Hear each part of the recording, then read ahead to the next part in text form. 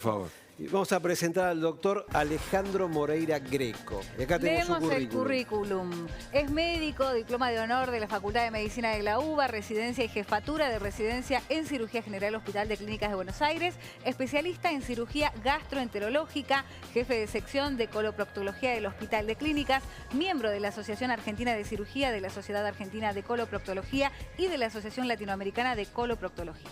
A veces al paciente, y todos somos pacientes, solo es cuestión de tiempo, nos cuesta hacer determinadas consultas.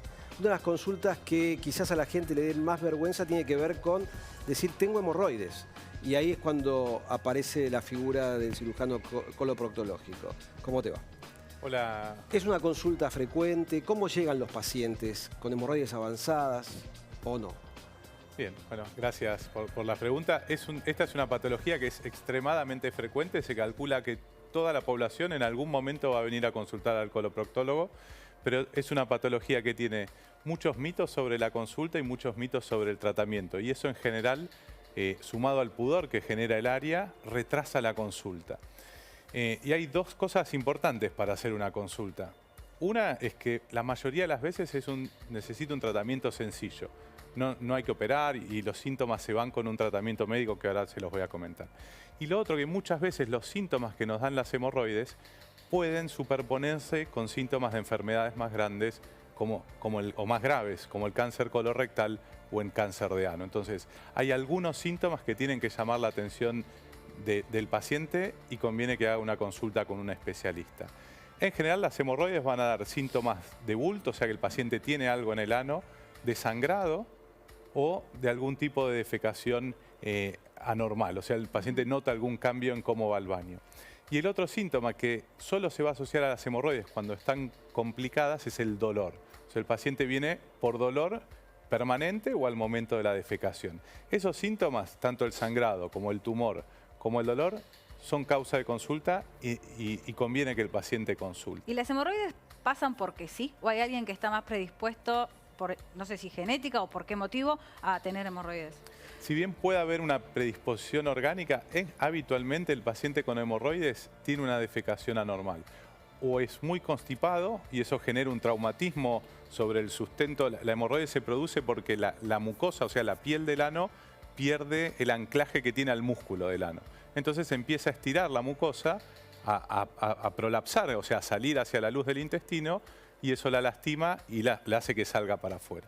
Y eso se va a asociar al paciente que tiene mucho esfuerzo evacuatorio, o sea, son pacientes que tienen una dieta pobre en fibras, o sea, que comen pocas verduras, pocas frutas, o los pacientes que tienen diarrea, ya sea por algún tipo de irritación, colon irritable, una enfermedad intestinal, que también genera un traumatismo mayor sobre esa piel del ano y va haciendo que pierda el anclaje a la pared muscular. Veía una clasificación ahí por grados, ¿no? Grado desde 1 hasta el 4. ¿Qué determina el grado? ¿El sangrado determina el grado o no?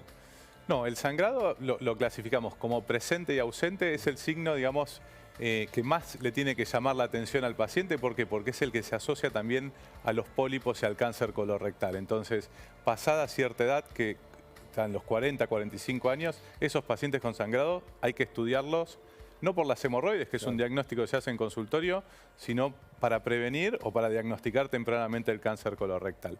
Los grados es una clasificación que usamos para medir qué tratamiento vamos a usar para cada hemorroides. Y tiene que ver con cuánto sale hacia la luz del ano la hemorroides. El grado 1 está dentro del ano, el grado 2 asoma cuando le hacemos un examen físico, el grado 3 ya sale sola y el paciente se la ve y viene al consultorio y dice, doctor, se me sale algo cuando voy al baño, cuando hago un esfuerzo, cuando estoy en el gimnasio, y el grado 4 es la que está fuera todo el tiempo. Esa clasificación es para las hemorroides internas.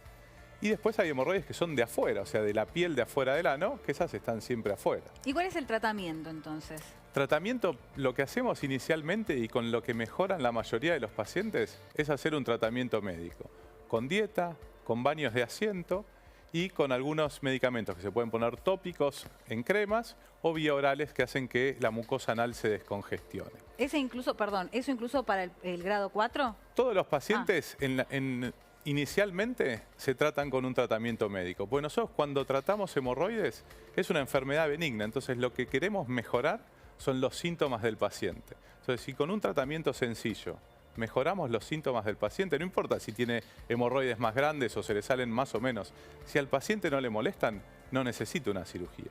Diferente es cuando tenemos una enfermedad oncológica que el objetivo del tratamiento es otro. ¿Y entonces cuándo operar al paciente? ¿Cuándo es la Cuando indicación de no cirugía? resuelve los síntomas, que van a ser el sangrado, el prolapso, o sea que el paciente se le sale algo y está incómodo y se tiene que estar acomodando. Obviamente, en general, cuanto más grandes son las hemorroides, más síntomas dan. Siempre la gente, perdón que te interrumpa, la gente sí. le preocupa el dolor posoperatorio de esta cirugía. ¿Es muy dolorosa? La mayoría de las veces se pueden resolver con procedimientos que llamamos no resectivos, o sea que no hay que cortar las hemorroides, que se hacen del lado de adentro del ano y que no generan dolor en el posoperatorio, como las macroligaduras, el láser, el PPH, que son todas técnicas que van en una parte del intestino donde no hay sensibilidad. Entonces ahí nosotros podemos cortar, pinchar, que el paciente no tiene sensibilidad.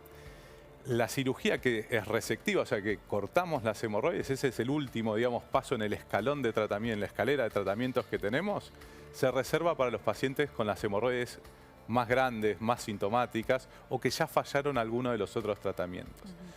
El dolor es subjetivo y va a depender de cómo cada paciente siente su cuerpo. De todas formas, la molestia en el posoperatorio es finita, ¿no? O sea, termina, le dura un tiempo, nosotros le dejamos analgésicos para que no le duela y después el paciente se recupera. El paciente que necesitaba una cirugía, el comentario, si lo demoró mucho, dice, doctor, si hubiese sabido que era así, me lo hubiese hecho antes. Porque la verdad, si bien es una parte del cuerpo que habitualmente no le prestamos atención, genera una disminución de la calidad de vida muy importante cuando está enfermo. Y el paciente se va acostumbrando y de repente tiene todo un ritual para poder tener una evacuación que no es normal y eso le afecta a la calidad de vida. El otro miedo de los pacientes es sufrir cuando vienen al consultorio. Y la verdad, una consulta hecha con el especialista no genera dolor, no genera molestias y no torturamos a ningún paciente en el consultorio. Pero genera mucho miedo y hay muchas fantasías en cuanto a la consulta. Hay un tema de vergüenza, ¿no? ¿Quién consulta más tardíamente, la mujer o el hombre? No, tenemos consultas de ambos sexos. ¿Puede llegar una persona a anemizarse, a chocarse por la pérdida de sangre y no consultar al médico? Es rara el shock, o sea, el shock es una hemorragia gravísima que necesita transfusión, internación, etcétera. Eso por las hemorroides no pasa. Si el paciente que tiene un sangrado importante todos los días, sí se puede anemizar. No es lo frecuente. O sea, esto cuando el paciente va y ve sangre en inodoro, se asusta mucho, en general va a la guardia corriendo. No es algo para alarmarse, sí tiene que venir después a la consulta, pero no es un sangrado que habitualmente